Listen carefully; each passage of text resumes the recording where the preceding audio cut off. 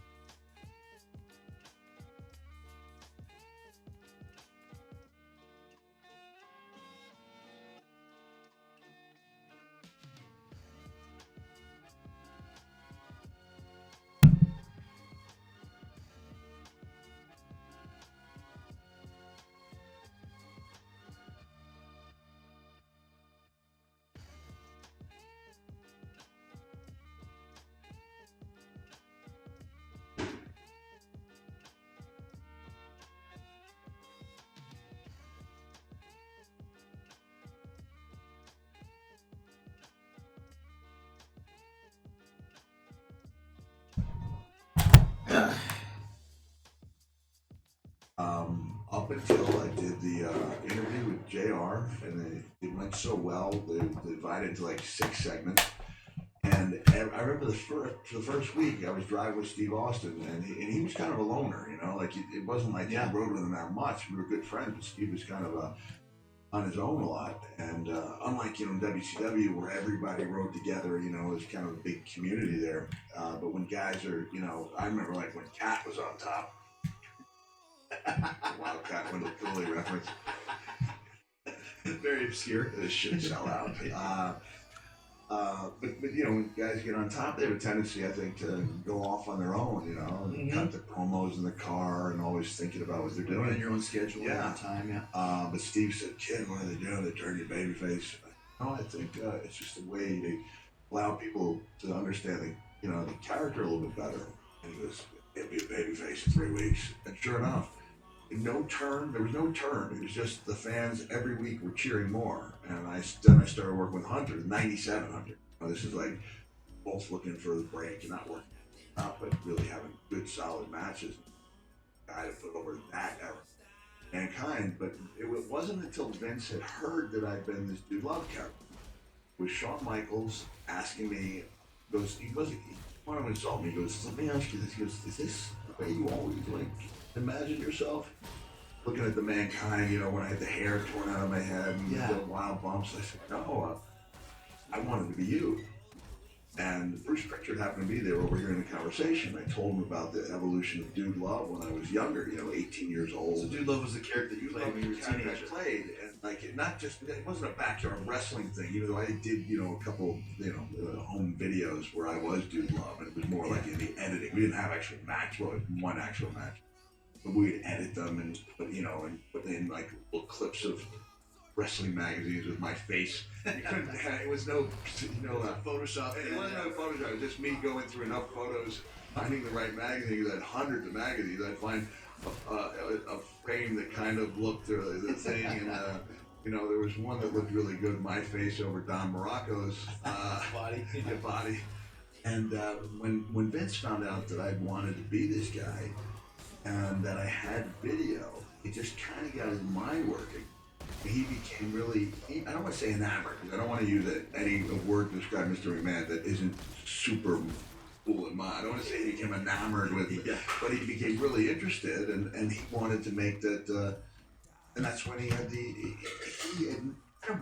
admitted that the real life story I had was more interesting than Mankind, which at the time was a fictional character with a fictional background. They didn't pay any attention to things I had done as if what I had done had never existed. That was the way that's how it was. That's the way it was. And I think he deserves a lot of credit. I'm not just saying that because he currently employs me for about another week, the way things are going. But he really did, you know. I think he's shown that he'll admit when he's wrong about something. And in this case, he realized that, you know, the story I had to offer was an interesting one. I told him in the Cheap Pops special, where I didn't know this till Bruce Pritchard told me. I knew that Mr. McMahon had not been a fan of mine, but he said it was finally Jim Ross was kind of just like steady, you know, just steady, not relentless, but steady, you know. What about Mick Foley? What about Cactus Jack?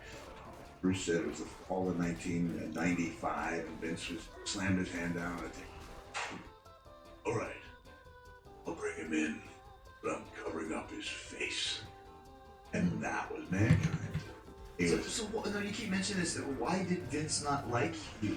You know, he's a gut player. You know, I mean, it's a gut feeling, and didn't think I looked like a star. And Bruce told me he was, in retrospect, you know, years later, he goes, remember when I saw you at LaGuardia when you were with, you know, WCW? He was like, yeah.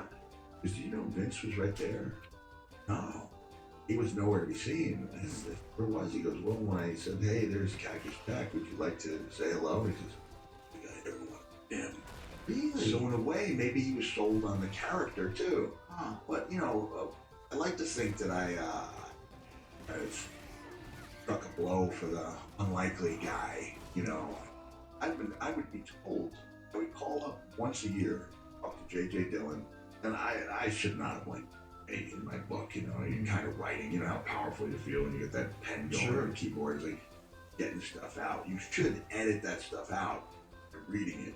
You're the one who told me a book is not the place to settle the score. Yeah. Great advice I still use to this day. I was. You remember when we put each other over now? Yeah. I'm kind of putting myself. I guess. Well, you have to. But you said, "Hey, maybe like give me a blurb. You don't have to read the book." Right? Yeah. I had this thing after you put my name on something. I haven't read it. And then I called you up and I gave you some advice. You went through page by page. 8 hours, right? And you said there was too much swearing in it, which you were right. Don't settle vendettas or settle scores or start vendettas. And great advice that I use. I just finished my 4th book. I still use those words that you gave me. I'm so lucky I have a Christmas memoir coming out, so I stay one step ahead. Yeah, we'll talk about it. I want to go back to the J.J. Dillon. So you said you shouldn't have blamed him. No, I shouldn't have blamed him. He was just the messenger. What was he telling you? He would say, well, we're not looking for talent. And I would watch Monday Night Raw, and I'd be like, man talk. The dumpster Rosie, and I'm like, I think they're lying to me. Yeah. And it was hard to accept that they just weren't interested.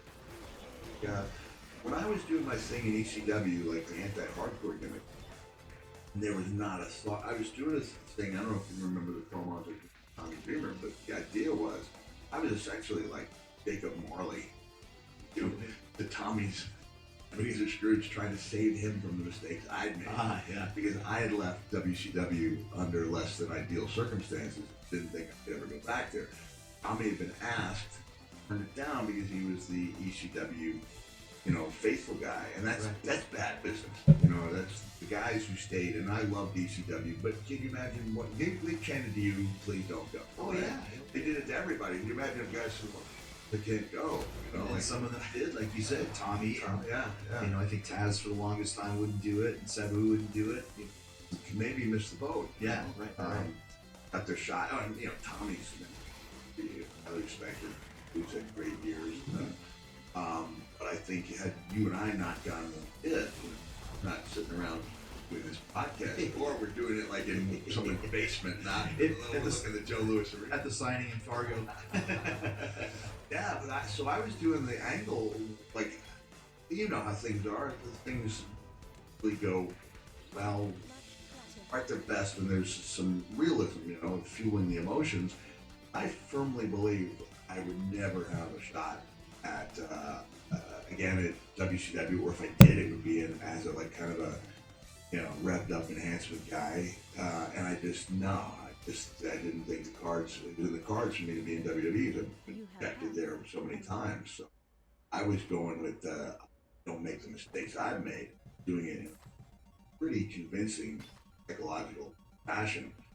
And then I got the call during that run from WWE over there and met with Mr. Man, and he had, and I didn't go to the house. You know that. Yeah, you went to the house. Yeah. If you go to the house, they've got big plans for you.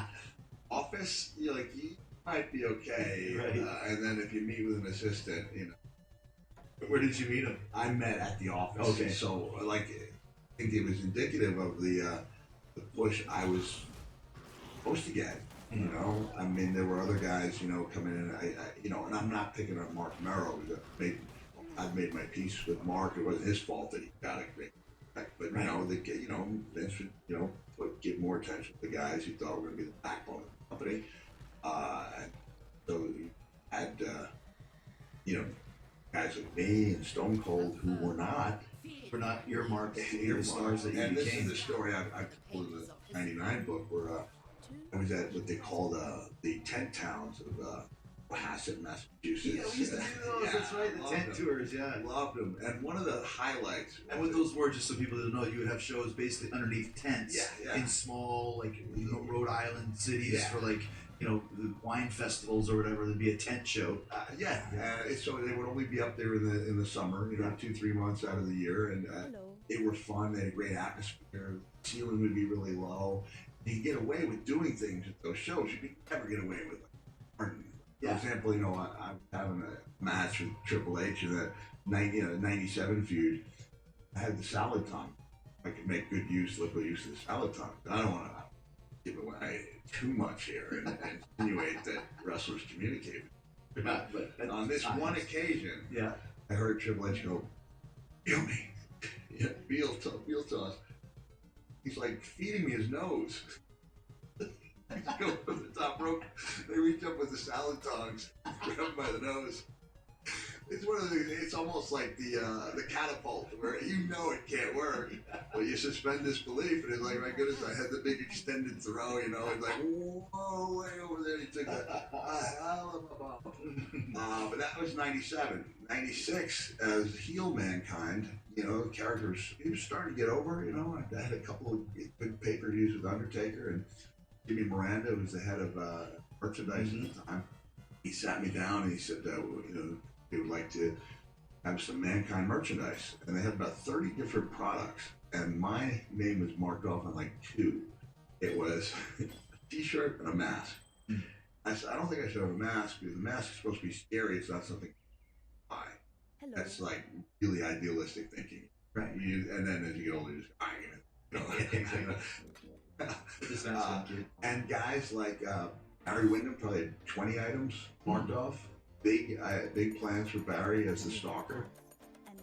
Mark Henry, every box was checked. He walks over, hey Miranda, how about some merchandise for Stone Cold? And Jimmy kind of got a little, Logic. uncomfortable. What's wrong, Miranda? He goes, the office just doesn't see a lot of marketing in you. Unbelievable, right? And then that's just further proof that Vince, he sees things happening. He adapts a lot. I remember actually we're here in Joe Louis Arena. I always want to say Joe Louis Arena for some reason, but Joe Louis Arena. The voice act. Yeah, Joe Louis Arena. But this is the first pay-per-view that John Cena ever had here against me. And I remember I called Vince the night before and I said, "You got to change the finish. He has to win. He's this upcoming guy, good-looking guy." And it's like, what do you see in him? I'm telling you, the kid's got something. You have to put him over in this. It doesn't matter if I beat him, everyone expects it. If he beats me, it can help him. Right. I was arguing with Vince McMahon to put John Cena over on me in Joe Louis Arena. So that just shows you, I think it takes some time for him to, it happened to me. Was this before he started rapping? Yeah, it's when he was just nondescript, basically tights and boots John Cena. And the story I hear is that Stephanie heard him freestyle rapping on the bus. Yeah. And a tour in Europe or something, yeah. We can do something with this. Yeah. And then I'd watch John, and he was really entertaining. And I remember saying to people, he's not going to really draw money until he so he needed that to get his foot in the door, to establish him. And it was like, but then he needs to be able to make points that are not punchline. And sure enough, man, and now I watch the show. I mean, I grudgingly admit that SmackDown has great episodes, and he's got this great thing going where guys like Miz and AJ they'll cut great promos, and then John gets to go second, and he just nails cleanup. Yeah, he bats cleanup, and to me he's one of the best promo guys out there. A lot of fans don't want to admit that. I kind of that was the first time I got a real feel for like how strong the Cena resentment was, like real resentment, because I was in Florida, I was working for TNA, I was watching Monday Night Raw, and he just nailed a promo.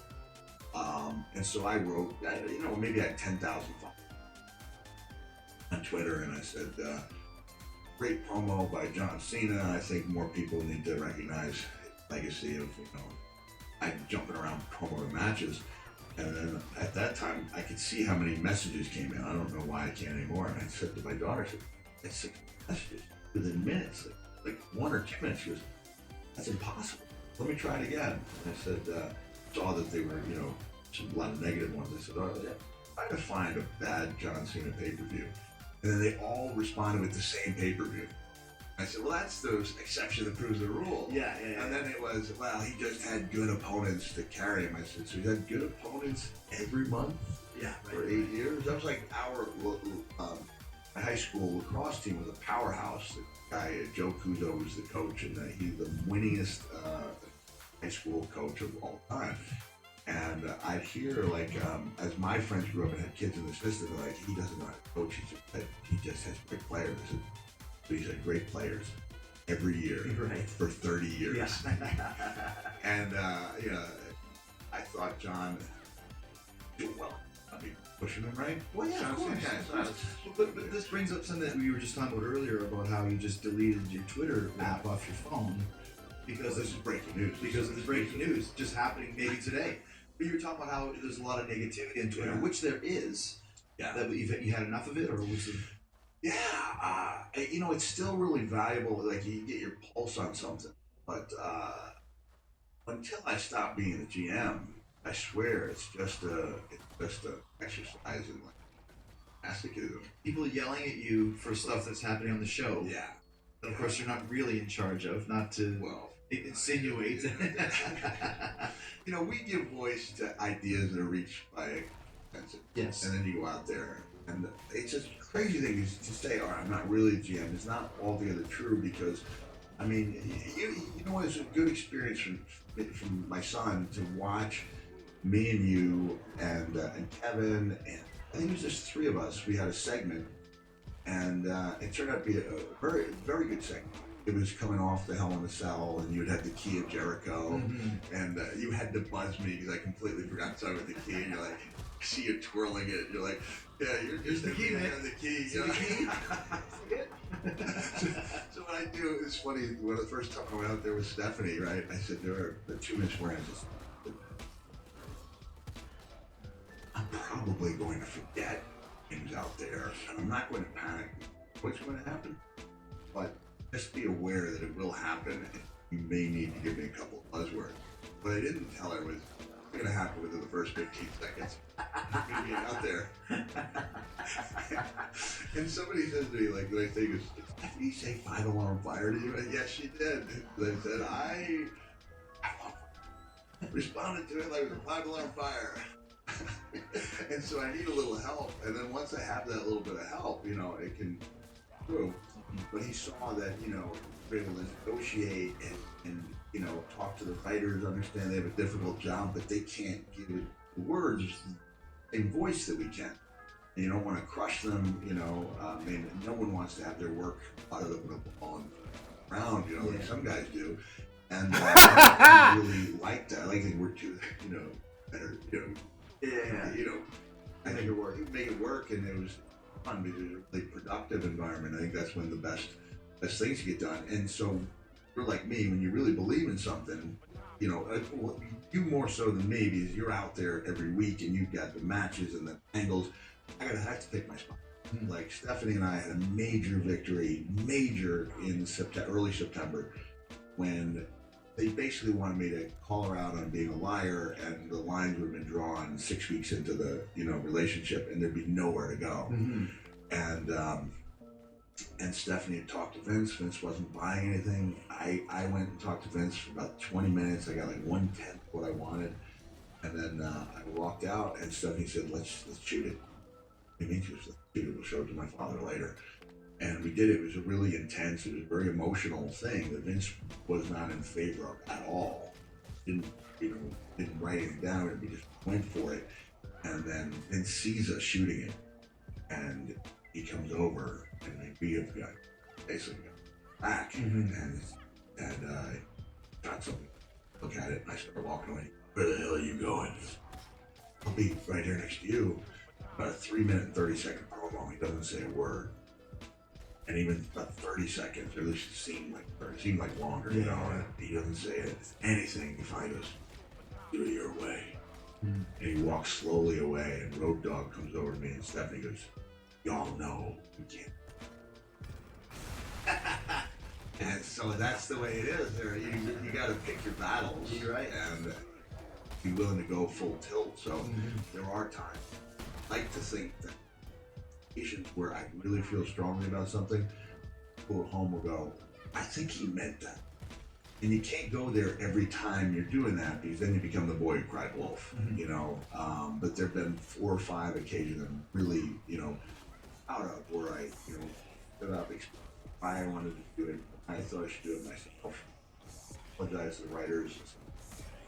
And so you do have a voice, but by and large, you're giving voice. You haven't arrived at it. Oh, it's like the irony of the people who think they're smart to the business, blaming me, and it just, you know, I was maybe spoiled, because if I'd gotten on social media when I was a heel, then I would have been used to it, you know. But I was used to being pretty well liked, like guy with you know, trying to be relevant. That was kind of the exception. Then it got to where now it's like pretty constant, like walking through, like you walk in, it feels like somebody like swatting you in the ankles with sticks, you know, like, and you're not crippling. You're like, oh, that hurts. Stop. And that's what people have to understand, that everything we do goes through the pipeline of being approved by Vince. Yeah. And that's where it starts, and that's where it stops.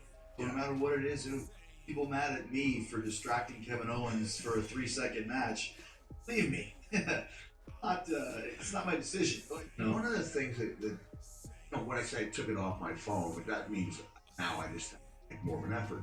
You're not just going to go out and stop being a traffic light and look through. When we say, oh, okay, it's done a little bit. And one of the things was the guys who've been over to Japan quite a bit for New Japan. Gallows and Anderson told me that one of their friends had done the move and been paralyzed from down.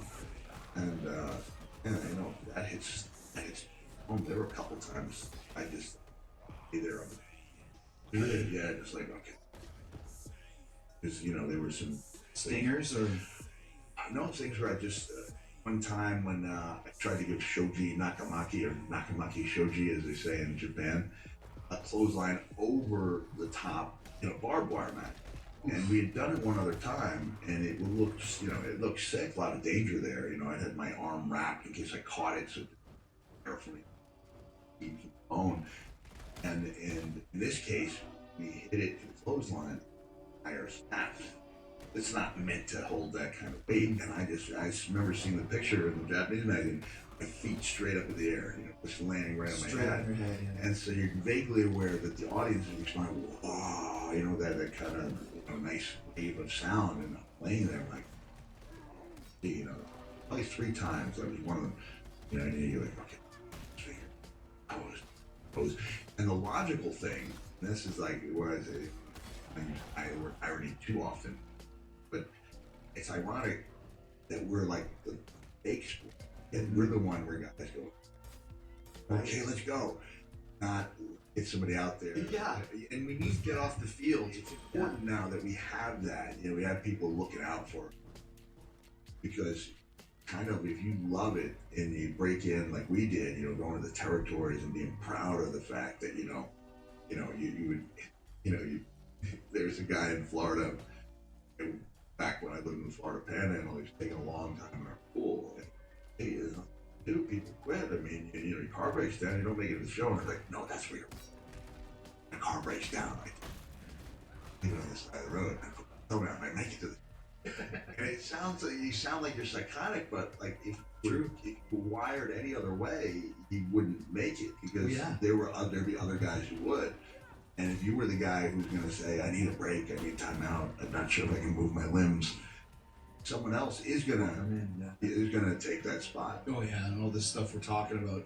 You even believe all the crazy matches you used to have? I mean, all the insane spots you used to do. I want to talk about some of those matches that you had in ECW, you had in Japan, of course, the famous, legendary Hell in the Cell match against The Undertaker that made your career, but also could have taken years off it as well. But first, I just filled out my NatureBox order form online because I am hungry and I had to restock up on coconut cashews, man, my fave. And I decided to give the vanilla bean wafers a try too. They're waffle thin. They're coming in my next delivery. I love that as well. The snacks get delivered right to your front door, so you don't have to hassle with the grocery store. Convenient and delicioso. And it only took me like 2 minutes to go online and get my order in. Okay, anyways, NatureBox makes delicious snacks that are better for you. They literally got hundreds to choose from. You'll never be bored. You'll definitely find something you love. Don't you want something to love? Yeah. And you'll feel good about it, man. Feel good about eating it because NatureBox snacks have no artificial colors, flavors, or sweeteners. All of their snacks are made with high quality ingredients. And if you ever try something that you don't like, NatureBox will replace it for free. NatureBox delivers the snacks right to your front door. They've recently made their service even better because now you can order as much as you want, as often as you want, with no minimum vouchers required, and you can cancel at any time. Check out their snack catalog at naturebox.com/Jericho, and when you place your first order, you'll get 50% off. That's right, 50% off your first order at naturebox.com/Jericho. Get you a healthy snack on, have it delivered right to your house. Just go to naturebox.com/Jericho. That's naturebox.com/Jericho. I got a rumble in my stomach, and the only cure is more NatureBox. Alright, it's March, which means it's time for the madness. And it's crunch time in the NBA. So you know we got it all covered on the big podcast with me, Shaq. And we're way more than just sports, Shaquille. So be prepared to laugh, folks, as we bring you the best basketball coverage, the biggest names in hoops, like Kevin Garnett, Chris Paul, Dick Vitale, Grant Hill, Chris Webber, and many, many more. The big podcast with Shaq. Check us out with new episodes every Monday at podcast1.com. Aspirin. It's Fuck that, finally no. here. Time to clean. You heard that, bro? Here's the doorbell.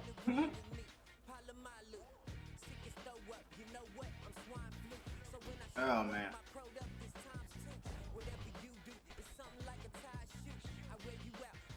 By the way, can you hear the music thing? Over like my, overpowering my voice?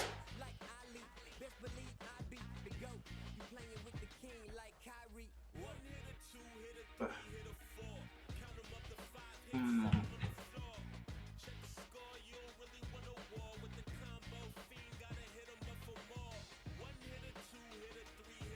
and get back on target.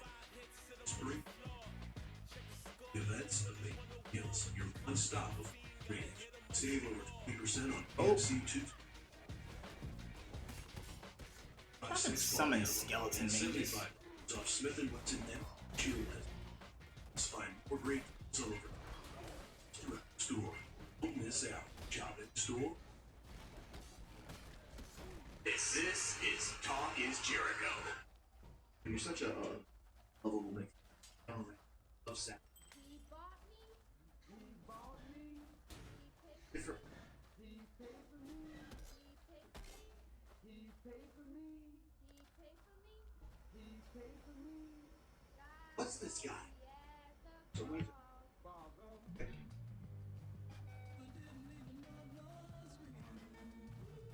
But it was. Love is love, up is up, hell is hell, up and up, and what? Love is love, love is love, love is love. I'm shining like that, every summer blood, everyone wanna hug, wanna love us luck, want a silver dollar, wanna hold 20 bucks, had a dream I won $1 million bucks, still it never felt better than when I felt the fall. On my knees, felt a God, thank you for my broken heart, thank you for my Noah's Ark, thank you for the common parts.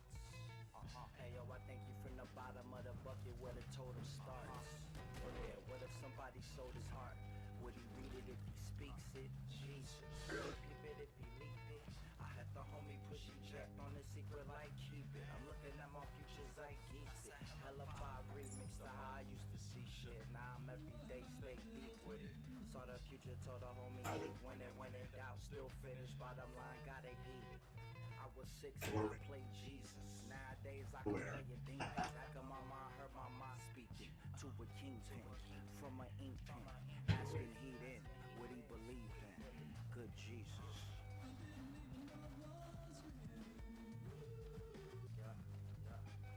It was the biggest. But it was. Love is love, up is up, hell is hell, up and up, yup and what? Love is love, yup. I'm shining like that every summer, cuz everyone I wanna dub just because. What's the worth? What's the birth? What's the church? Plus the schools. Oh, the fools. Who will rule? Who would do? Who would still pay the fuel? Who will be the first to get the meal? Super cool, yo. Probably revert to getting jewels. Shining on them niggas, man. Had to get the tool. Wanna say things to spray things. But it's too much in the way, things to elevate, celebrate, to communicate. We levitate and choose the fate. And some of us lose weight, and some of us move great. You can wait. You can watch YouTube, you can watch. Probably be the best seller since a Rolex watch. No computer, bright future, we could progress a lot. Must be the scotch, no wait. If you talking about papers, it's the drops. Niggas are rising some helicopters. Stop, I tell them land. We could sell them rocks from the land at the double top. Hold hands while the metal pop. Heavy metal pop, rebel not hella hot. Should I probably rob hella blocks? If it wasn't for them cops. And good Jesus. Oh, it's love. Was it love? Was it you? What did you? Who was there? Who cares? Oh, say it. Hey.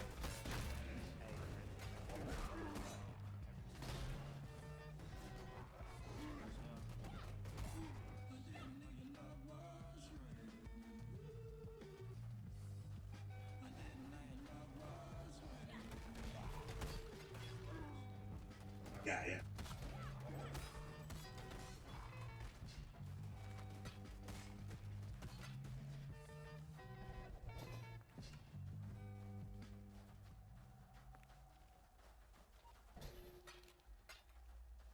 Right. Typically.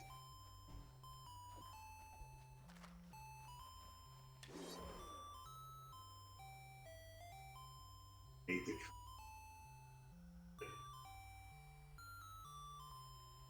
Ridiculous.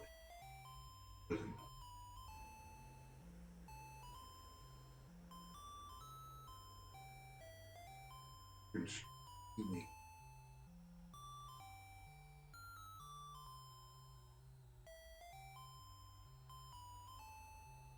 And I was like, what? What's that? Which I think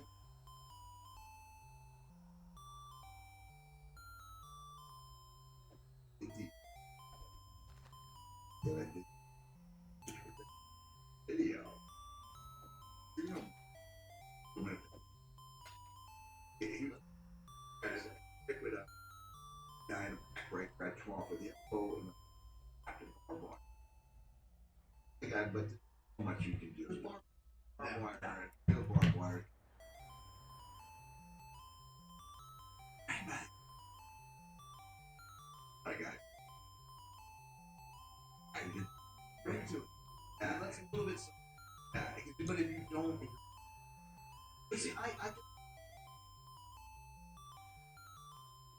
gotta go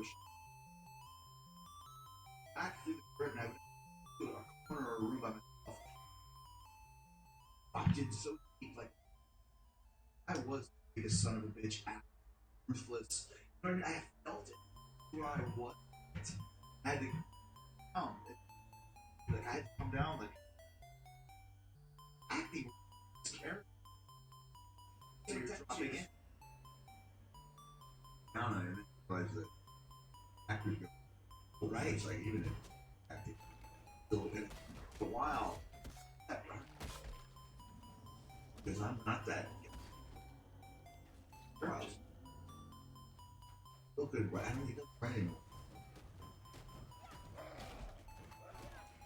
You're not gonna go in.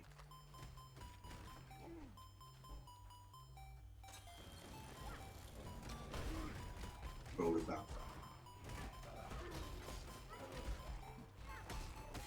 Now, ladies, I would have to go into a place, the rocking and sit in the boiler room. This is where and it was like not even a basement.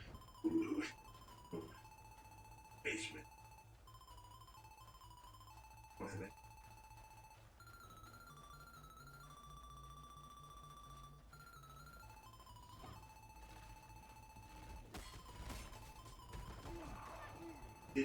I did sign when I left. Like, let me out of my really. They wanted me character.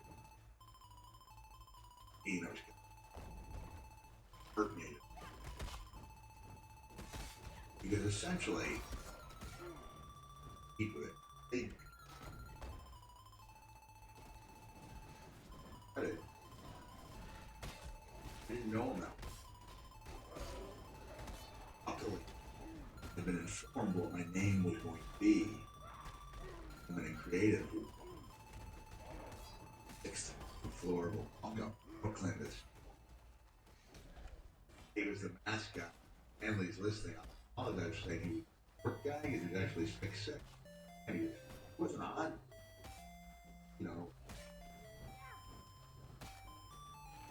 For one time, as a general rule, I'm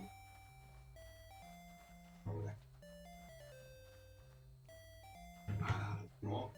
One out of the card, but we mark out the guy. What we do, and with Ron Simmons. So yeah, Ron is a deep. Yeah, Billy Sherman make your mess. Yeah, in mind. Maybe like a Stanley Sherman. Did you want to see it? And Bill. Farouk. It's a light blue Egyptian 300. The little never leave. But the woman told me, hey,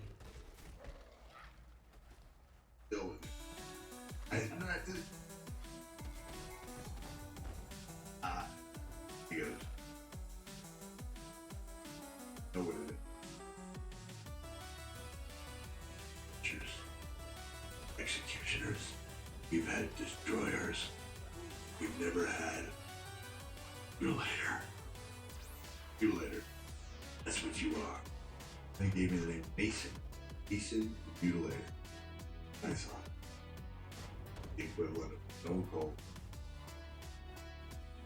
The master when he's sick with them.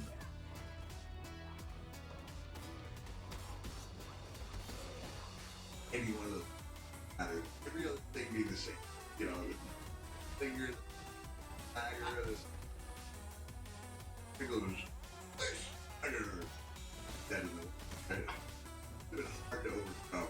Right? Mason and do later. That's right. Yeah. And kind players.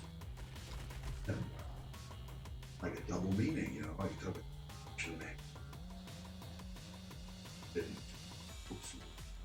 Yeah, I think you'd be really interested in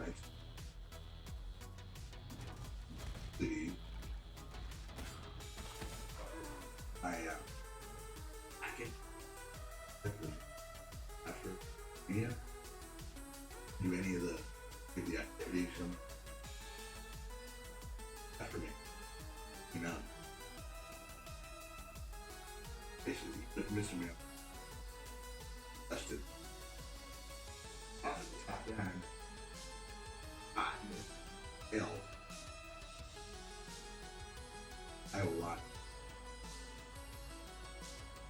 Maybe. Didn't matter. That's what before. Yeah, we're. I was working. Walking.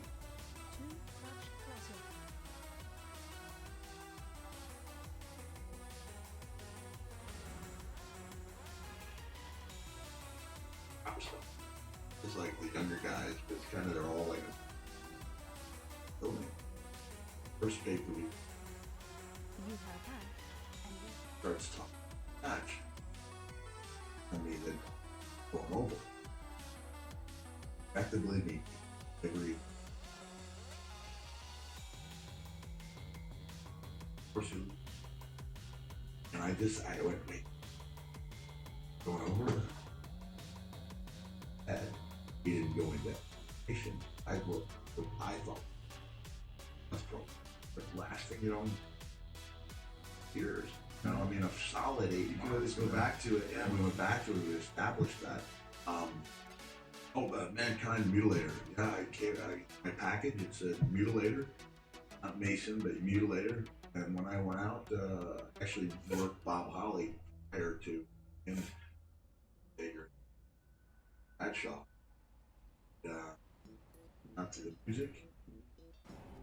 Mankind, no Mutilator. And after I beat Bob with the Metal Claw, which is an idea, then comes this piano music. They did it. Yeah, and I remember Jerry Briscoe coming up to me, The Undertaker. Do it. Always wanted it. I thought, love the idea.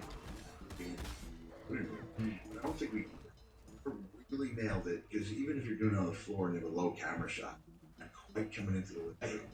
Wasn't it the Backlash with Jordan in 2004 where I did that low agony? Legitimately happened. You had 69. 69. That's a true number, by the way. It was not supposed to be that way, but I counted as I'm not going to make it 70. It's 69. I'm going to go with this. You remember me grabbing you? This is a great picture of you and I. You giving me the Mick Foley have a nice face on, crying with like this stupid tax all in my body. I can't let that go. Oh, I know. But we filmed every single tack in and take that as well. Yeah. In this case, I wanted to come off very briskly. We know you do a lot of. I can't do it. I wish I could. Yeah. Well, you do a lot of crazy stuff. They ask you to do that. It's fine, but please don't do it until we ask you. Mm-hmm. And then, as it played out, just to make it clear, you wonder, did you ever have to turn down a WWE ad? I said, no, they turned down. I have. Mm-hmm. Where they went, can't be. Yeah. Enter that on my. It's the perfect segue into your Hell in a Cell match with The Undertaker, man. I want to know, how in the hell did you convince Vince McMahon to let you do that? Take those crazy bumps that one of age, one of the most insane things I've ever seen in my life. We'll talk all about that. But before we get into that story, let me tell one of my own. How I became the hashtag 61 Minute Man at the Royal Rumble this year. Part of that is because of DDP Yoga, and I'm like, so I'm going to try and steal the show with Kevin Owens at WrestleMania, and when Fozzy hits the road in May, DDP Yoga is keeping me loose and limber, like a tree in the forest saying timber. It's so much more than just a duck out. Yoga is a healthier house page. It's so easy for you to get on the path to healthy living.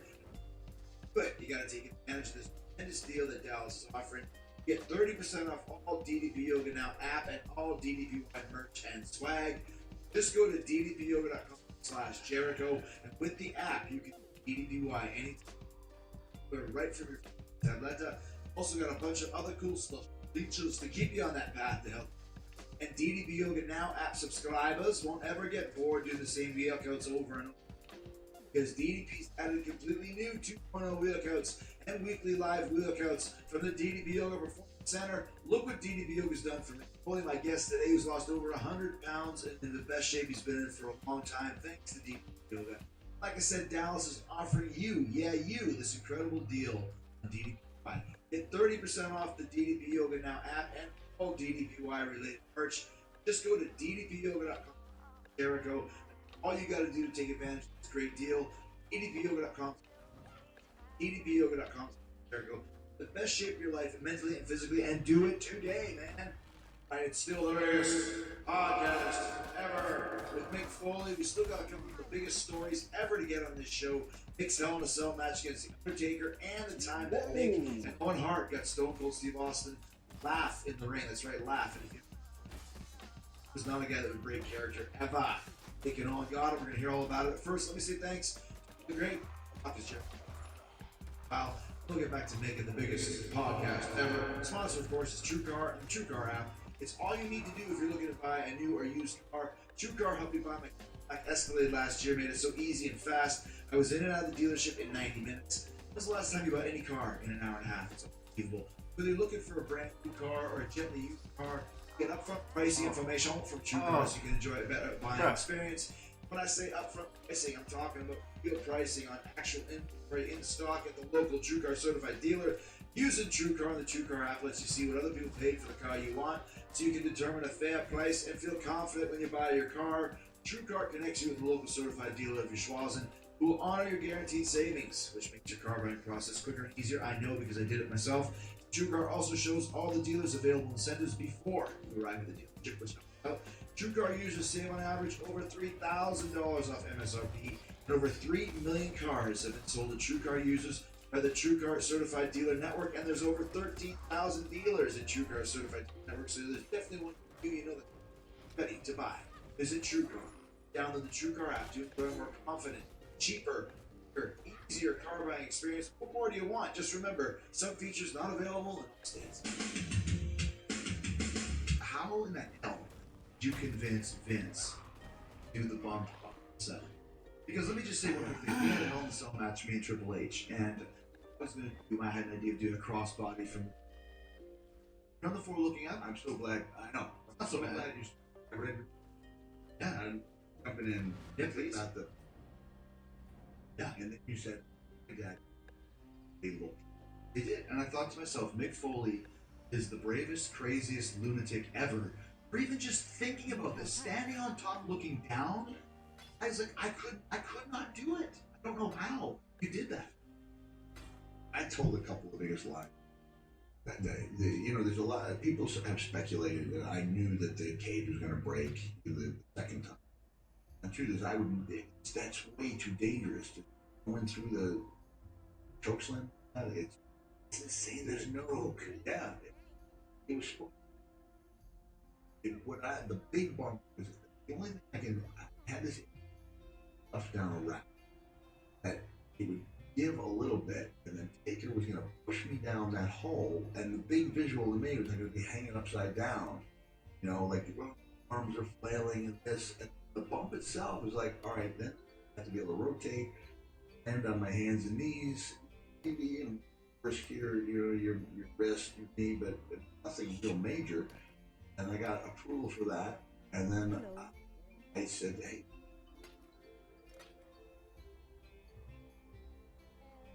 I went into cell mode.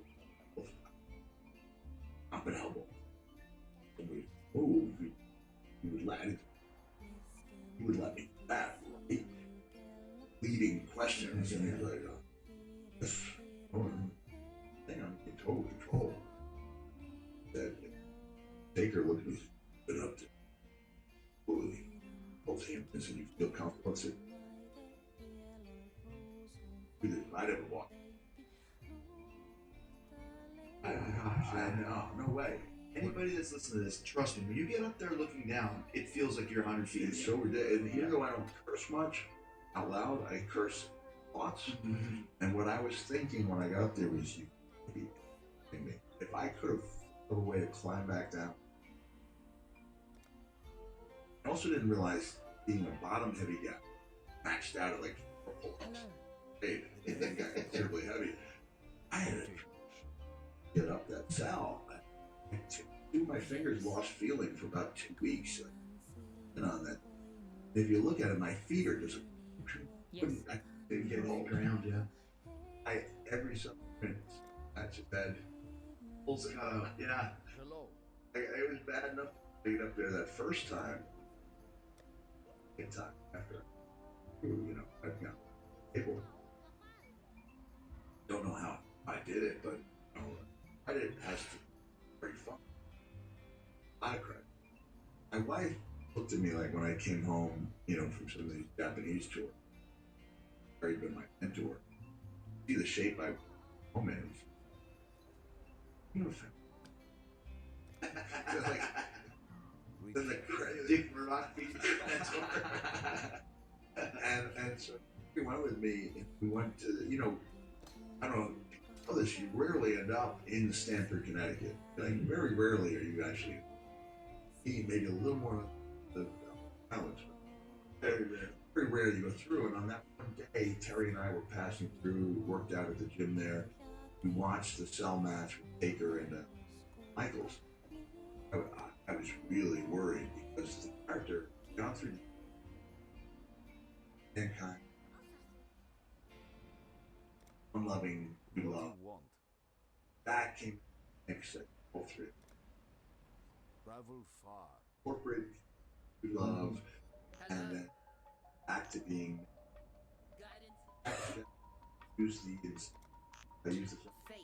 very nice dumped by the newly reacts. He took a heavy beating, you know. Well, Woman's a good friend of mine, but something about that so much rating, you know. She's not only taking a beating, but you treated too. It's crotch in your face. Yeah, and you're laying there. And I was laying there, and whoever it was, Finkel or whatever, you know, go to the gun. Stone Cold Steve Austin. Concert. You know, if you're a competitive person, bothered me. Use it. Feeling the feeling of being passed over like that. And I used it. I might then Cactus Jack, then kill Cactus, corporate dude. Now I go back to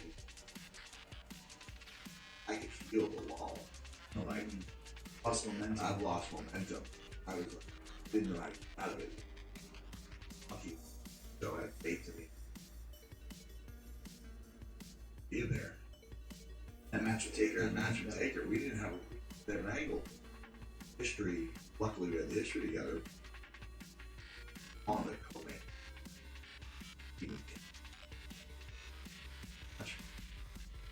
Now to pound my brilliant. Yeah. That's where Sean fell off the side of the cage to the table. Yeah, but just you know, he's just so nimble, and you know, he's, you know, I honestly, sure, and I don't think there's any shame in saying he was much better than mine. Yeah. So, notice you would yourself in it. Most of us. Yeah, believe me, most of us. So,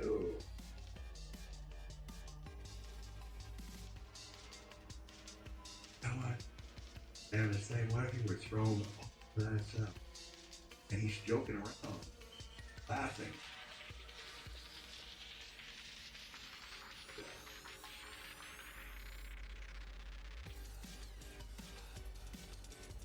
But the thing about it too is it's not like you are dropping it, doing a splash on the seat. You actually turn. Yeah. And that's what freaks me out the most, like turning to where now you can't see where you're bumping. like, no rehearsal. Never been. And the TV monitors were still there before they were like. So you still felt comfortable enough to do the front bump though? Like, No, I didn't know. I didn't know. I know. I was terrified. I was like, Shane McMahon, he willingly did that, knowing what. but it's a different vibe though, Mick. He's Yeah. doing his own time. If he wants to take, but like, if you're going with someone, Someone expected. right? They've never seen that. Yeah, it was shocking. So long. Yeah. How did you feel when you landed? I mean, I was hurting for when the initial belief that it was over and that the steel The old school steel fences, fences. and so my body ended up rolling through, so that half my body or a third of my lower body was in the crowd. It was to just get out there and soaking that in, and having those prolonged chants and not having any. It's a 30-second video. You didn't do a force. Pulse finishes. It was just boom, one move, and we're done. That was the end, right? Well, it was supposed. Yeah, I mean, no one thought they'd been cheated when the gurney was. It was the finish. It was the finish. I know. The gurney. When I went out there, I had one thing to do differently. I'm not talking about the bump. That was. Which bump? The one through it. Yeah, I was. I'd taken quite a blow there. I was even slower getting up. It was thicker. If I used the adrenaline, they realized he's going back up. I get used now. Like, it was a crazy feeling, There and having really hitting them off. He was like, in a height of like,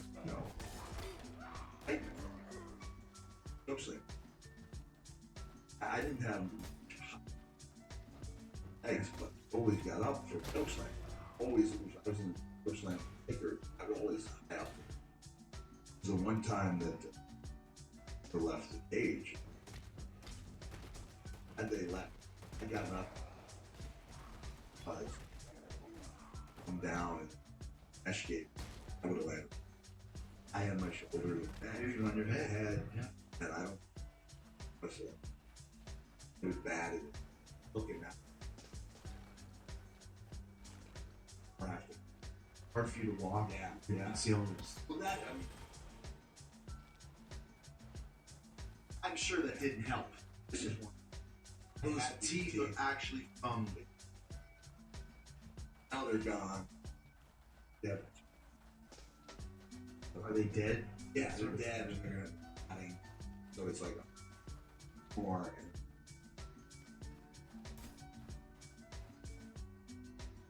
It's go with me every. With it for the rest of your life. I mean, it's. What was the reaction when you back through the curtain? Like, what did Vince say? The crazy thing was, I was out. I didn't remember large chunks of that match until the piece together. I remember, there's my McMahon interactions. Vince came up to me. Oh, I do remember this. I never did it. That's like, I think it's pretty telling. I honestly believe I'd be if I didn't do be if you acted.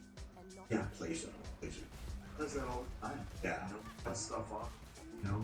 The other McMahon interact talked about this promo. Remember promo with Stephanie. But we needed to stop with hey, why not a GM? It wasn't like you and Stephanie. I've been a GM for 6 months and kind of given her time, but no one knew, like, you know, never been a lead that I was. And he told me the first time I didn't remember. She said, his himself. I think we could have been friends. Match. Got the bird that Pat Patterson movie had right That day. that day. Wow. Stephanie Patterson, teammate, walked in after that match. Her move, he barely walked. You know, in her mind, which still might know, I don't know if it was or not. And you hug Pat. The only way I probably knew that was she was there with mom, Linda. Just kind of looked over and he gave me a crooked smile. That was the first time. I think that's pretty heavy, you know, to meet someone in those circumstances. And you know that feeling, like the honeymoon period. Hey. Everyone's congratulating you. And especially that bond you have with the guy you've had the match with, even if you know that you may, you know, now you're going to be competitors, respond. You're going to allow yourself that, assuming that you both play the match. Means I don't know what. I like it though. I like the idea. I would. LOL. But that day he stayed with me. He was like, other house. It's kind of pick up the other guys. Not just horrible. And he did say, you know, did try to bring it home, and how I convinced him that I still had some left. You know, he went old school. This is where I was really. I would joke, you know, goes, you don't stop that. You don't stop. You don't stop. Beatbox. That's true. And so he went old school. We had we went the best. Good work. We're not. You'll hear some. Yeah, I believe 100. They were, you know, among the most max. Anybody was always really animated. We'd go old school, and the rest of my body would be thrashing around. And then that night, very right arm is up in the air, and the rest of my body is just like a dead limp. And then he acted like I knocked it ropes off it. Did you get a good payoff for that? Yeah, I wasn't expecting it.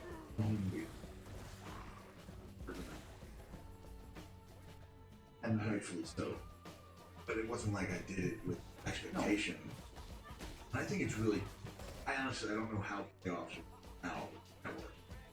Not like people working, Yeah. you know. There's no pay-per-view anymore, so that tells you all you need to know about payoffs. So different now. The guys go out there and they still, you know, Yeah. just unbelievable. You're, you know, I'm not saying anything to your face. It's a fact.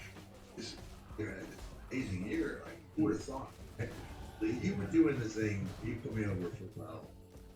Go over now. You do the time-honored thing. If you respect the business, and you do a bunch of shots. You work with the other guys. You leave, and then you repeat. You know, it was getting to a point, you know, where even the Kayfabe News says Jericho makes surprise 19th. But if someone would have said, "Yeah, I'm going to work for you now," he's going to have a list. Get a scarf Hold over. on. Yeah. I'm going Summoner. I mean, this is my first character, first time playing. So I'm just kind of going Necromancer Witch on that. I get stuff that boosts up my summons, damage and stuff. Kind of what I'm trying to focus on. Welcome to the channel, by the way. Black Bow was good. But yeah, that's kind of what I'm trying to focus on. Hope I'm doing it, damn. Ever see a flicker element on it? No? Like, seriously, this is literally the first character I've ever made. in this game, and I've never played it before making this character right. I am straight noob status. But that sounds interesting. I don't really know much about Path of Exile. What's your character's name? Shivan Verdantris. The name right there.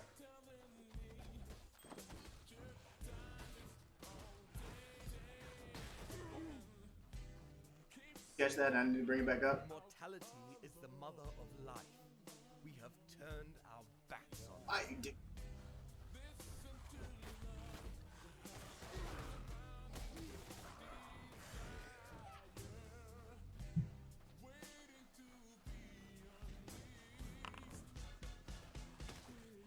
Okay, hold on. There it is. I'll keep it up for a second there. Shivan underscore VER underscore REF.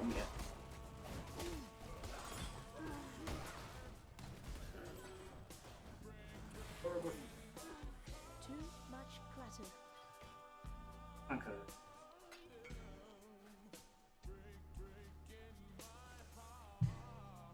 And yes! Yes, I need this tag.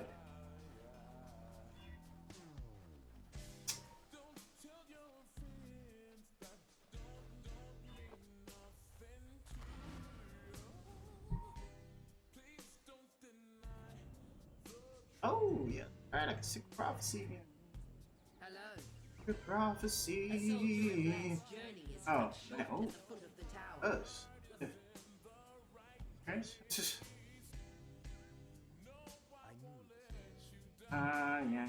Yeah. Totally like skip this little. Need this stuff.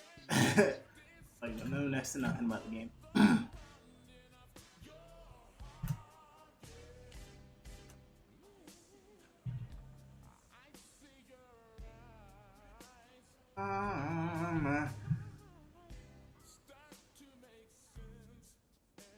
What up? Yeah. Sell that. Sell blue. Key. That.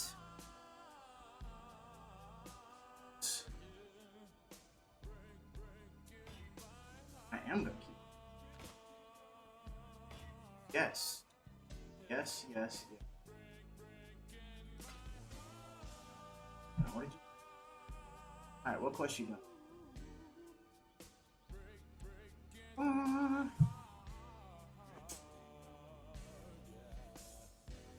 Damn, cuss.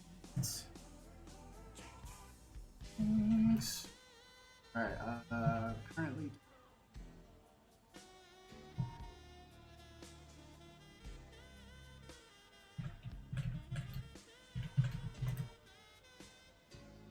I just got that.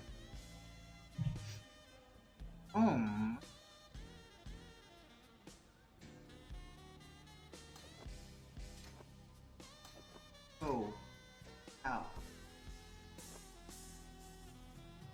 That is. You help us, and we help you. Love it.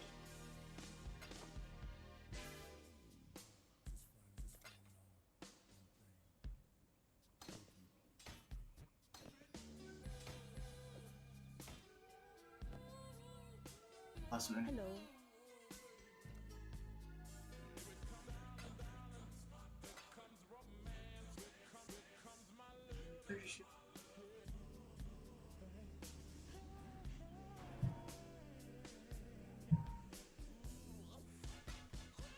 Oh, go.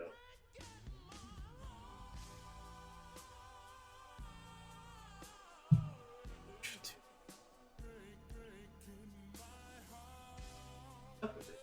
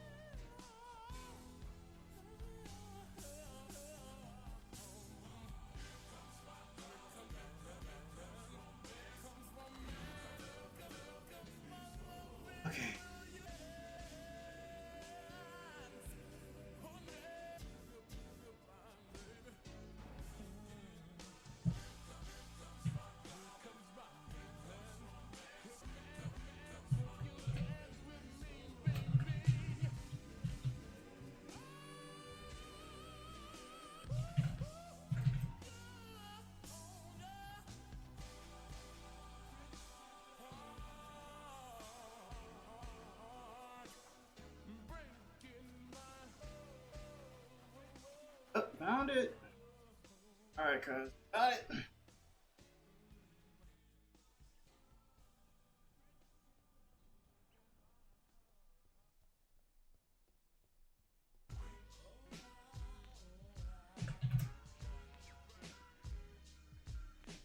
I love meeting the new homies. Nice.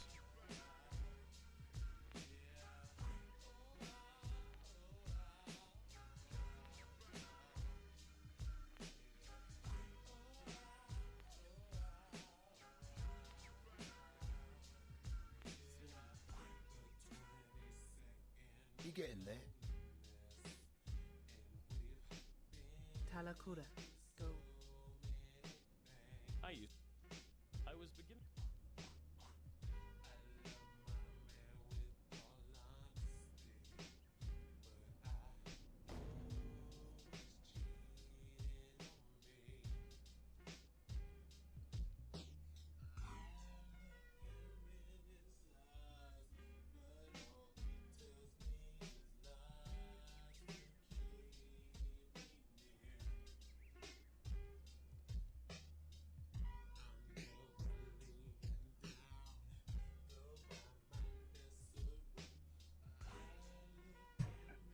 Possible.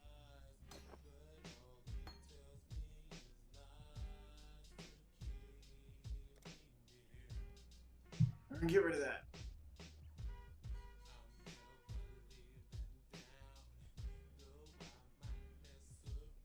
Back. Watch yourself. See you. Mind over. Death came to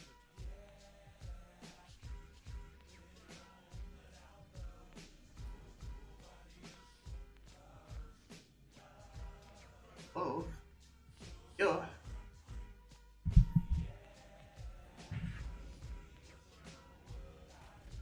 When you build something like this, you make persecution a way of life.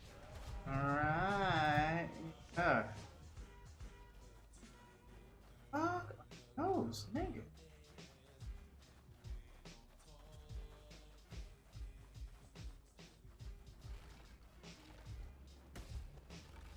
Following him.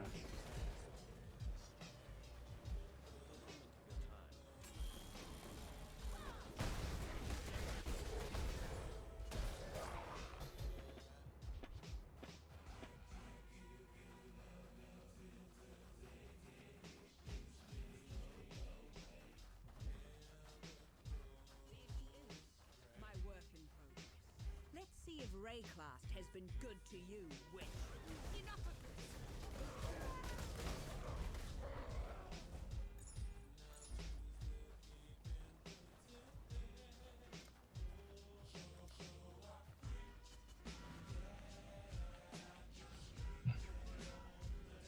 Whoa.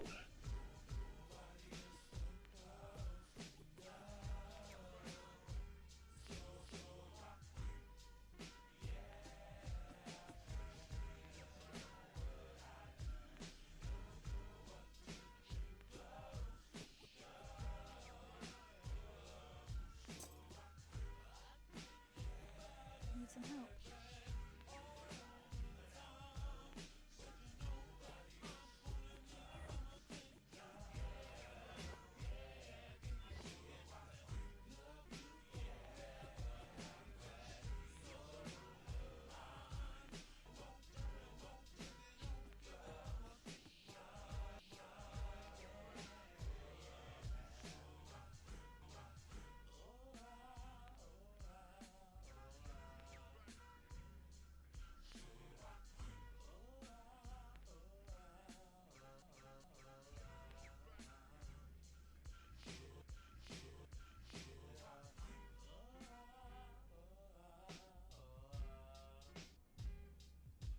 Oh, what? I didn't even think.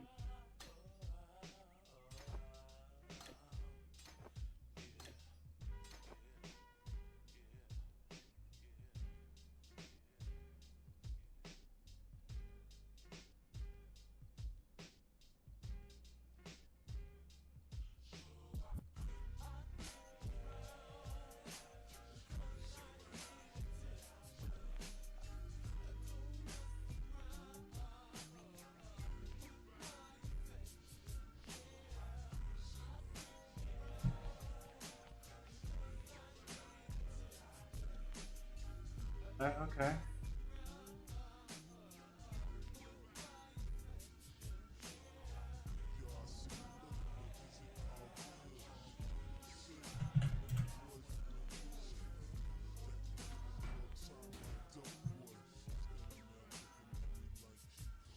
Oh, okay.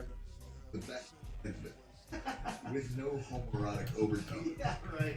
But when I heard you guys doing that, and it was like, I remember being there on that. I don't know why I was there. I wasn't the GM yet. You guys were doing that long before you know I became the GM. But I happened to have been at that TV, and it was almost like you were doing that great thing where you would not lie, or you would lie, and you would then try to backtrack, Apple, and you would make big apple.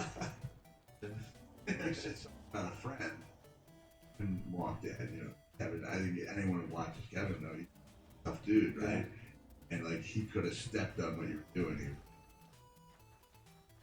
something like and it was like, oh, and then you're putting yourself. Yeah. And one of the regrets I have as Polish DM is that, hey, I found my 8 ways I build this trend. I never found a way to give you guys props as to what you meant for this guy. Oh, I didn't know how to do that because you guys were always hearing that. You know, it's like our hands are kind of tied. You know, we did have some nice interactions. I was actually set to go home at Pittsburgh pay-per-view and do Santa stuff, and always missing. Like, we've got Chris Jericho and he's Sad spending places about in dark our corners tank. seems We to have be to- sad for a very long time. Go home in one shot from Youngstown, Ohio. He's Santa with Nora Jones. I would practice like literally 200 times, like a 3-minute song. Must be Santa. I just so, you know, when you're so tired. But I came back specifically to do, you know, stayed there specifically to do that, and I thought we. It was good how you managed to talk yourself. Yeah, but fully these bars are made. Check it out. It's safe. Bars gonna break. No, it's not go in there. Check it. This lock will never hold me. Yes, it will.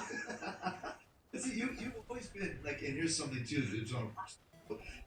I was like, no, Foley, you've never liked me, but that's not the case because you did help me get into ECW and indirectly WCW. I vaguely remember, and I don't think we've ever really talked about it, you came to our show in Japan. Yeah. You were off that. You came to one of ours. And we pretty good house. An off date. I took the train somewhere to come see you with Masa. And you actually read and spoke some guys. Had the cat and the deck. What it was, freaking Japanese in Japan, they don't. Yeah. If you bring it to the U.S., you know, and there's English, they don't want, you know, they want it. So it's kind of like, it was either fish nor fowl, as they say. But we had starting to draw a little bit. So that was it Wing or was it? No, it was IWA Japan. That's it. Yeah, and I had the off day. So when I say we were drawing, I mean we had a good crowd. Because we had been used to getting, on each other. And that's why I look back on that time with sort of pride. It was like we built the terrorist belt. It felt like people there. But in 3 days, we had 500,000 people reading baseball color. The wrestling magazine that's called Baseball Magazine. I could never classic Japanese, Or I could never figure out why I came to using the facilities. Either a hole in the ground, porcelain hole in the ground, or the most lavish facility you've ever had. Heated seats and a day, and I think it's electronic. Yeah. And by the way, there's nothing worse than having to use the porcelain hole in the ground, especially for us with our screwed up knees and everything. Yeah. So you came to our show with Masa, who's a super fan, great guy, friend to all arm wrestlers, and kind of takes you out and takes care of you. He's not a sponsor. He's just a friend. Yeah. Then you had that great match. Right, yeah. You guys were Budokan? It was Sumo Arena. Our third anniversary show. And you really tore it down, and yeah, I went over and I went back. I think you've been on his. I've been calling him once a week for like a year. And so we, yes, got in there, and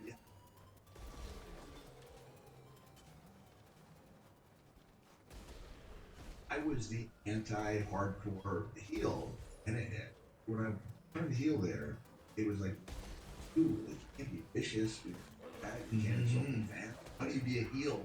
ECW. I started systematically taking away everything I liked about it. Right, shit, he would do. Best holds. Yeah.